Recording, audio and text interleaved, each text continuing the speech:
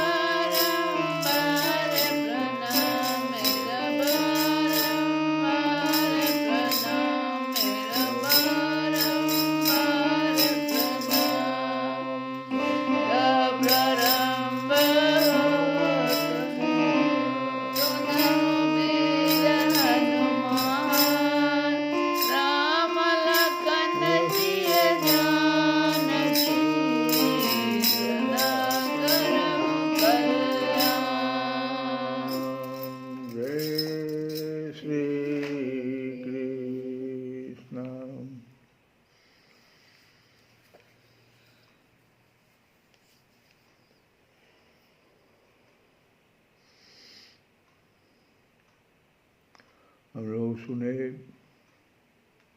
कि किस प्रकार से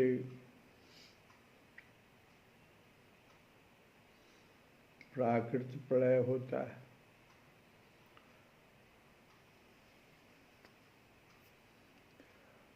अब कह रहे हैं आगे सुखदेव जी महाराज कि बुद्धि, इंद्रिय और उनके विषयों के रूप में उनका अधिष्ठान ज्ञान स्वरूप वस्तु ही भाषित हो रही है। उन सब का तो आदि भी है और अंत भी है, इसीलिए वे सब सत्य नहीं हैं, वे दृश्य हैं और अपने अधिष्ठान में भिन्न, वो अपने अधिष्ठान से भिन्न उनकी सत्ता भी नहीं है, इसीलिए वे सर्वथा मिथ्या माया मात्र हैं। जैसे दीपक, नेत्र और रूप, ये तीनों तेज से भिन्न नहीं हैं, वैसे ही बुद्धि, इंद्रिय और इनके विषय तन्मात्राएं भी अपने अधिष्ठान स्वरूप ब्रह्म से भिन्न नहीं है, जबकि वह इनसे सर्वथा भिन्न है। जैसे रज्जु रूप अधिष्ठान में अध्यस्त सर्प अपने अधिष्ठान से पृथक नहीं है, परंतु अध्यस्त सर्प से अधिष्ठान का कोई संबंध नहीं है। परीक्षित, जागृत, स्वप्न और सुषुप्ति ये तीनों अवस्थाएं बुद्धि की ही है। अतः इनके कारण अंतरात्मा में जो विश्व, तेजस और प्राज्ञ रूप नानात्व की प्रतीत होती है, वह केवल माया मात्र है। बुद्धिगत नानात्व का एकमात्र सत्य आत्मा से कोई संबंध नहीं है। यह विश्व उत्पत्ति और प्रलय से ग्रस्त है, इसलिए अनेक अवयवों का समूह अवयवों है। अतः यह कभी ब्रह्म में होता है और कभी नहीं होता। ठीक वैसे ही जैसे आकाश में मेघमाला कभी होती है और कभी नहीं होती। परीक्षित, जगत के व्यवहार में जितने भी अवयवी पदार्थ होते हैं, उनके न होने पर भी उनके भिन्न भिन्न अवयव सत्य माने जाते हैं, क्योंकि वे उनके कारण हैं। जैसे वस्त्र रूप अवयवी के न होने पर भी उसके कारण रूप सूत का अस्तित्व माना ही जाता है, उसी प्रकार कार्य रूप जगत के अभाव में भी इस जगत के कारण रूप अवयव की स्थिति हो सकती है, परंतु ब्रह्म में यह कार्य कारण भाव भी वास्तविक नहीं है। क्योंकि देखो, कारण तो सामान्य वस्तु है और कार्य विशेष वस्तु, इस प्रकार का जो भेद दिखाई देता है वह केवल भ्रम ही है। इसका हेतु यह है कि सामान्य और विशेष भाव अपेक्षित है, अन्योन्याश्रित है। विशेष के बिना सामान्य और सामान्य के बिना विशेष की स्थिति नहीं हो सकती। कार्य और कारण भाव का आदि और अंत दोनों ही मिलते हैं, इसलिए भी वह स्वाप्निक भेदभाव के समान सर्वथा अवस्तु है। इसमें संदेह नहीं कि यह प्रपंच रूप विकार स्वाप्निक विकार के समान ही प्रतीत हो रहा है, तो भी यह अपने अधिष्ठान ब्रह्म स्वरूप आत्मा से भिन्न नहीं है। कोई चाहे भी तो आत्मा से भिन्न रूप में अनुमात्र भी इसका निरूपण नहीं कर सकता। यदि आत्मा से पृथक इसकी सत्ता मानी भी जाए तो यह भी चिद्रूप आत्मा के समान स्वयं प्रकाश होगा और ऐसी स्थिति में वह आत्मा की भांति ही एक रूप सिद्ध होगा। परंतु इतना तो सर्वथा निश्चित है कि परमार्थ सत्य वस्तु में नानात्व नहीं है। यदि कोई अज्ञानी परमार्थ सत्य वस्तु में नानात्व स्वीकार करता है तो उसका वह मानना वैसा ही है जैसे महाकाश और घटाकाश का आकाश स्थित सूर्य और जल में प्रतिबिंबित सूर्य का तथा बाह्य वायु और आंतर वायु का भेद मानना। जैसे व्यवहार में मनुष्य एक ही सोने को अनेकों रूप में गलाकर तैयार कर लेते हैं और वह कंगन, कुंडल, कड़ा आदि अनेकों रूपों में मिलता है, इसी प्रकार व्यवहार में निपुण विद्वान लौकिक और वैदिक वाणी के द्वारा इंद्रियातीत आत्मस्वरूप भगवान का भी अनेकों रूप में वर्णन करते हैं। देखो ना, बादल सूर्य से उत्पन्न होता है, सूर्य से ही प्रकाशित, फिर भी वह सूर्य के ही अंश नेत्रों के लिए सूर्य का दर्शन होने में बाधक बन बैठता है। इसी प्रकार अहंकार भी ब्रह्म से ही उत्पन्न होता है, ब्रह्म से ही प्रकाशित होता है और ब्रह्म के अंश जीव के लिए ब्रह्म स्वरूप के साक्षात्कार में बाधक बन बैठता है। जब सूर्य में से प्रकट होने वाला बादल तितर बितर हो जाता है, तब नेत्र अपने स्वरूप सूर्य का दर्शन करने में समर्थ होता है। ठीक वैसे ही जब जीव के हृदय में जिज्ञासा जगती है, तब आत्मा की उपाधि अहंकार नष्ट हो जाता है और उसे अपने स्वरूप का साक्षात्कार हो जाता है। प्रिय परीक्षित, जब जीव विवेक के संग से मायामय अहंकार का बंधन काट देता है, तब यह अपने एक रस आत्मस्वरूप के साक्षात्कार में स्थित हो जाता है। आत्मा की यह माया मुक्त वास्तविक स्थिति ही आत्यंतिक प्रलय स्थित हो जाता है। आत्मा की यह माया मुक्त वास्तविक स्थिति ही आत्यंतिक प्रलय कही जाती है। ये आत्यंतिक प्रलय आज होगी। हे शत्रुदमन तत्वदर्शी, लोग कहते हैं कि ब्रह्मा से लेकर तिनके तक जितने प्राणी या पदार्थ हैं, सभी हर समय पैदा होते हैं और मरते रहते हैं, अर्थात नित्य रूप से उत्पत्ति और प्रलय होता ही रहता है। संसार के परिणामी पदार्थ नदी, प्रवाह और दीप शिखा आदि क्षण क्षण बदलते रहते हैं। उनकी बदलती हुई अवस्थाओं को देखकर यह निश्चय होता है कि देह आदि भी काल रूप सोते के वेग में बहते बदलते जा रहे हैं। इसलिए क्षण क्षण में उनकी उत्पत्ति और प्रलय हो रहा है। जैसे आकाश में तारे हर समय चलते ही रहते हैं, परंतु उनकी गति स्पष्ट रूप से नहीं दिखाई पड़ती, वैसे ही भगवान के स्वरूप भूत अनादि अनंत काल के कारण प्राणियों की प्रतिक्षण होने वाली उत्पत्ति और प्रलय का भी पता नहीं चलता। परीक्षित, मैंने तुमसे 4 प्रकार के प्रलय का वर्णन किया। उनके नाम हैं नित्य प्रलय, नैमित्तिक प्रलय, प्राकृतिक प्रलय और आत्यंतिक प्रलय। वास्तव में काल की सूक्ष्म गति ऐसी ही है। हे कुरुश्रेष्ठ, विश्व विधाता भगवान नारायण ही समस्त प्राणियों और शक्तियों के आश्रय हैं। जो कुछ मैंने संक्षेप में कहा वह सब उन्हीं की लीला कथा है। भगवान की लीलाओं का पूर्ण वर्णन तो स्वयं ब्रह्मा जी भी नहीं कर सकते।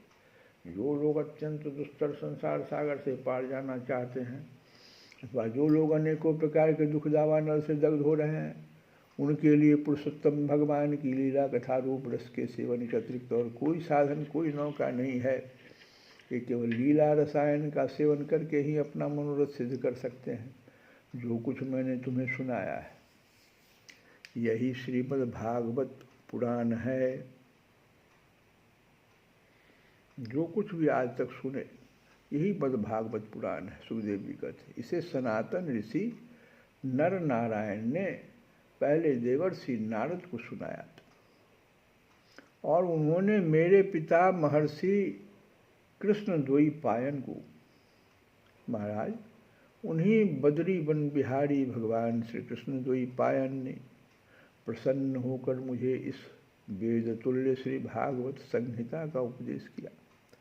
कुरुश्रेष्ठ, आगे चलकर जब शौनक आदि ऋषि नैमिषारण्य क्षेत्र में बहुत बड़ा सत्र करेंगे, तब उनके प्रश्न करने पर पौराणिक वक्ता श्री सूत जी उन लोगों को इस संहिता का श्रवण कराएंगे। यही बता दिए सुखदेव।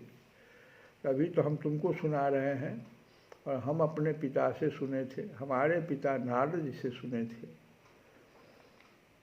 और नर नारायण ने नारद जी को दिया था। ये जो मद् भागवत हम लोगों ने आज तक सुना, लेकिन आगे चलकर अब कह रहे हैं हमारे तुम्हारे बाद जब शौनक आदि ऋषि नैमिषारण्य क्षेत्र में बहुत बड़ा सत्र करेंगे, तब उनके प्रश्न पूछने पर पौराणिक वक्ता, पुराण के जो वक्ता सबसे बड़े वक्ता सूत जी को माना जाता है, इसलिए पौराणिक वक्ता उनको कहते हैं। तो सूत जी उन लोगों को इस संहिता का श्रवण कराएंगे।